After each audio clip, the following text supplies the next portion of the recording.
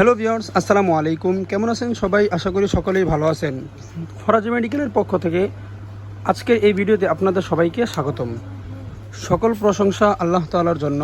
তো ভিউয়ার্স, এখন কিন্তু প্রচণ্ড গরম পড়ছে। তো এই গরমের সময়টা কিন্তু মুরগির জন্য খুবই খারাপ একটা সময়। আর এই সময় কিন্তু মুরগিগুলো দখলে পড়ে যায়। তো দেখবেন অনেক সময় দেখা যায় এই মুরগিগুলো কিন্তু এই গরমের কারণে খাবার ছেড়ে দেয়। খাবার ভিতরে অনীহা সৃষ্টি হয়ে যায়।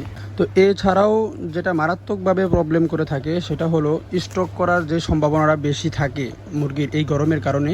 তো এই প্রচণ্ড গরমে মুরগিকে আমরা যখন খাবার দিব সেই খাবারটা একটু বিবেচনা করে দিব।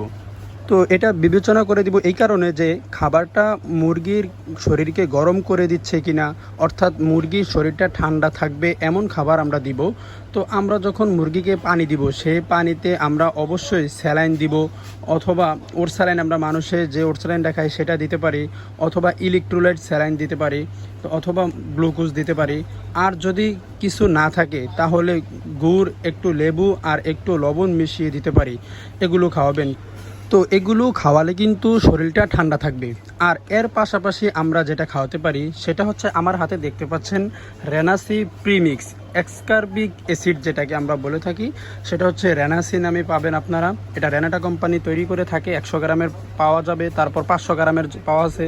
তো এখানে যাদের বড় খামার আছে তাদের ক্ষেত্রে কিন্তু 500 গ্রাম অথবা 1 কেজি যে কোটাগুলো আছে, কোটা হয়ে থাকে, সেগুলো খাওয়াতে পারেন। আর এটা হচ্ছে অল্প মুরগি, ধরেন 300, 400, 500, তাদের জন্য কিন্তু আপনার বিষয়টা হচ্ছে যে 100 গ্রামের খাওয়ালে কিন্তু, বা 100 গ্রামেরটা নিলে কিন্তু হয়ে যায়।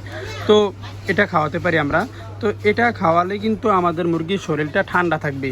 তো এটা অর্থাৎ ওষুধ দোকান থেকে এটা কেনার জন্য কিন্তু যদি এটা কিনতে হবে। আর আপনারা এই যে আমি লেবু, অর্থাৎ লেবু বললাম, লবণ বললাম, তো সেগুলো কিন্তু আপনি আপনার বাড়িতেই এটা তৈরি করে খাওয়াতে পারেন। আর এটা কিন্তু মেডিসিন দোকানতে আপনারা কিনতে হবে।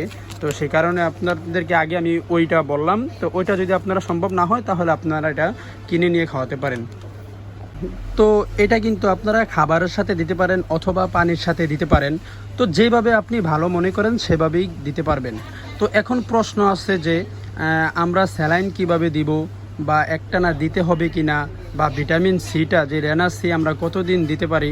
তো ভিউয়ার্স, যে কয়দিন এই প্রচুর গরমটা থাকবে সেই কয়দিন 2 বেলা করে ইলেকট্রোলাইট স্যালাইনটা অথবা এই রেনাসিটা দিতে পারেন, অথবা গ্লুকোজ দিতে পারেন।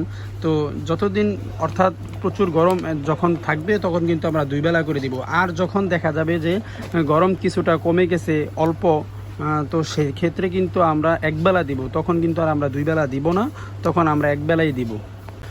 তো আমরা যখন দুবেলা এটা ইউজ করব প্রচণ্ড গরমের সময়, তখন কিন্তু আমরা 1 বেলা সাদা পানি দিতে হবে, আর 2 বেলা এটা ইউজ করব। আর কম হলে তো 1 বেলাই ইউজ করব, গরমটা যদি কম থাকে তাহলে 1 বেলা ইউজ করব। আরেকটা ব্যাপার হলো যে এই সময়টা কিন্তু আপনারা ভিটামিন সি অবশ্যই পানিতে ব্যবহার করতে হবে, অথবা খাবারের সাথে ব্যবহার করতে হবে, নয়তো কিন্তু আমাদের মুরগিগুলো দখলে পড়ে যাওয়ার সম্ভাবনা থাকবে। তো ভিটামিন সি আমরা কেন ব্যবহার করব, তো বা ভিটামিন সি কী কাজ করে থাকে সেটা আমরা এখন জানবো। তো এই দখলটা কাটাতে কিন্তু ভিটামিন সি খুব ভালো একটি সাহায্য করে থাকে, শরীরটাকে ঠান্ডা রাখে, পাশাপাশি রুচি বাড়ায়। এই গরমে কিন্তু মুরগির বদহজম হয়ে থাকে, তারপর মুরগির ক্ষুধা নষ্ট হয়ে যায়, তার ফলে কিন্তু মুরগিগুলো খেতে চায় না। তখন এই ভিটামিন সি কিন্তু খাবারের রুচি বাড়িয়ে দিবে, হজম শক্তিগুলো বৃদ্ধি করে দিবে। তারপর এই ভিটামিন সি কিন্তু রোগ প্রতিরোধ ক্ষমতা বৃদ্ধি করে থাকে। তো এই সময়টা কিন্তু রোগের একটা প্রকোপ আসে, তো এবং বিভিন্ন ভাইরাস রোগে আক্রমণ করে থাকে মুরগিগুলোকে। এই কারণে ভিটামিন সি পাউডারটা খাওয়াবো আমরা, তাতে করে মুরগির রোগ প্রতিরোধ ক্ষমতাটাও বৃদ্ধি করবে। তো ভিটামিন সি আমরা কয়দিন খাওয়াবো এবং কয় বেলা খাওয়াবো আমি সেটাও বলে দিচ্ছি।